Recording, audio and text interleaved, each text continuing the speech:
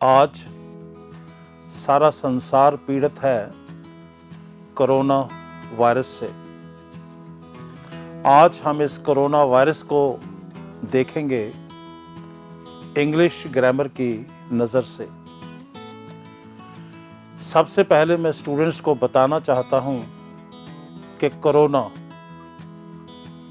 Already English का एक शब्द है जिसके दो मीनिंग्स होते हैं। इसका पहला अर्थ है मुकुट या ताज, जो एक राजा या एक रानी अपने सिर पर पहनते हैं। गोल ताज या मुकुट, उसको हम कोरोना कहते हैं। इसी तरह से कोरोना का दूसरा मतलब होता है हेलो।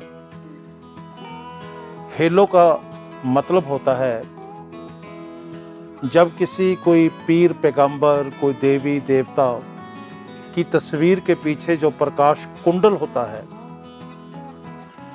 जो हमें एक दिव्य प्रकाश के रूप में दिखता है, उसको हम हेलो बोलते हैं।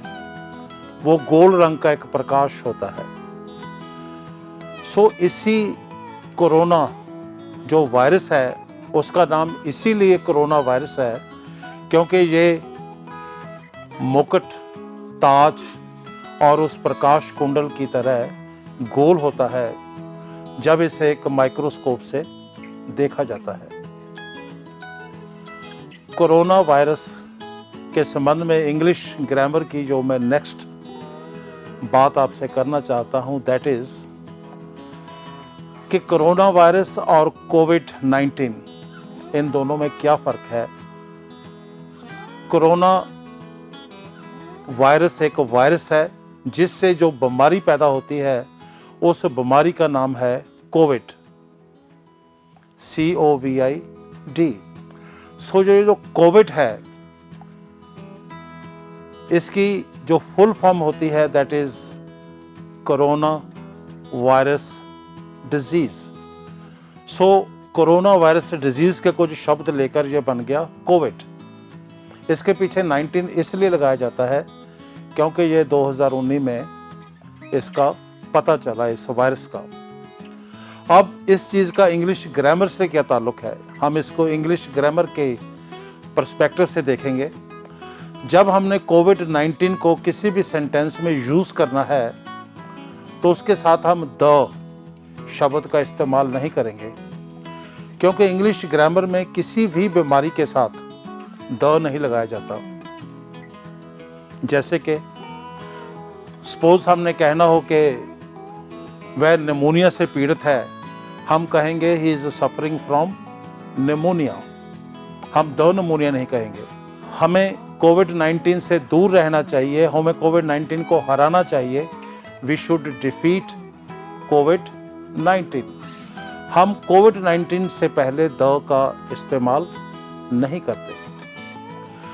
एक दो और शब्द जो कोविड-19 से जुड़े हुए हैं, कि जैसे वर्ल्ड हेल्थ ऑर्गेनाइजेशन ने इसको एपिडेमिक डिक्लेयर कर दिया, महामारी डिक्लेयर कर दिया। एपिडेमिक का मतलब होता है जब कोई बीमारी, जब कोई वायरस काफ़ी बड़े क्षेत्र में फैल जाए, उसको हम एपिडेमिक कहते हैं।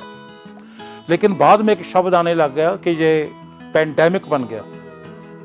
अब ये पैंडेमिक क्या है, यहाँ मैं अपने स्टूडेंट्स को बताना चाहता हूँ कि पैंडेमिक से पहले जो शब्द है पैन, PAN, पैन का मतलब होता है ऑल, सारे, सभी। पैंडेमिक मीन्स वह बीमारी जो सभी जगह पे, लगभग सभी जगह पे फैल जाती है, उसको हम बोलते हैं पैंडेमिक। हम अक्सर देख रहे हैं कि बहुत से शहरों में, लगभग सारे संसार में, सारे वर्ल्ड में लॉकडाउन किया जा रहा है। तो लॉकडाउन के लिए हम कौन सी प्रपोजिशन का इस्तेमाल कर सकते हैं? अगर हमने कहना हो कि इस शहर में लॉकडाउन है, तो इसके लिए हम 3 प्रपोजिशंस का यूज कर सकते हैं। We can say the city is in lockdown, under lockdown, on lockdown. Lockdown के लिए in lockdown, in, under lockdown and on lockdown, ये 3 प्रपोजिशंस हम इसके लिए इस्तेमाल करते हैं। एक और चीज़ हम अक्सर देख रहे हैं आजकल कि हमें बार बार यह कहा जा रहा है कि आप अपने घर पर रहें। उसके लिए जो इंग्लिश में शब्द यूज़ हो रहा है, उसके लिए सामने दो एक्सप्रेशन सामने आ रहे हैं। One is stay home and second is stay at home. So बहुत से लोगों को यह कंफ्यूज है कि इनमें से सही कौन सा है, स्टे होम या स्टे एट होम। तो इसके लिए हमें थोड़ा सा ग्रामर पर नजर डालनी पड़ेगी। ये जो होम शब्द है, पहली बात तो ये एक नाउन भी है। जैसे हम कहते हैं अपने घर पे है, he is at his home. So यहाँ पे हमने होम को एक नाउन के रूप में यूज किया। सो जब हम कहते हैं कि स्टे एट होम, घर पर रहें, तो होम शब्द को हमने एज नाउन यूज किया। लेकिन जब हम कहते हैं स्टे होम, शायद बहुत स्टूडेंट्स को ये पता नहीं होता कि होम एक एडवर्ब भी है। This is adverb of place. यहाँ पर क्लियर करने के लिए मैं एडवर्ब्स ऑफ प्लेस, कुछ और एडवर्ब्स ऑफ प्लेस यहाँ बताना चाहता हूँ। जैसे हियर, देयर, समवेयर, अब्रॉड, ये सभी एडवर्ब्स ऑफ प्लेस हैं। हम इनसे पहले टू का यूज नहीं करते।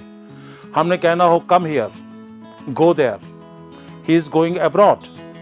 हम ये नहीं कहते he is going to abroad, क्योंकि अब्रॉड एक एडवर्ब ऑफ प्लेस है।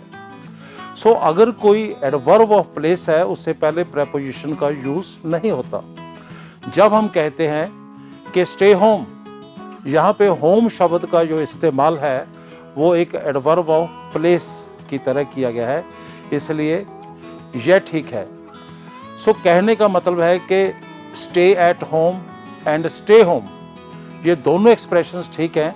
एक में हमने होम को एज नाउन यूज किया, दूसरे में हमने होम को एज एडवर्ब यूज किया। इस वीडियो के लास्ट में मैं यही कहना चाहता हूँ आप सबसे, stay home, stay safe. That's all. Thank you.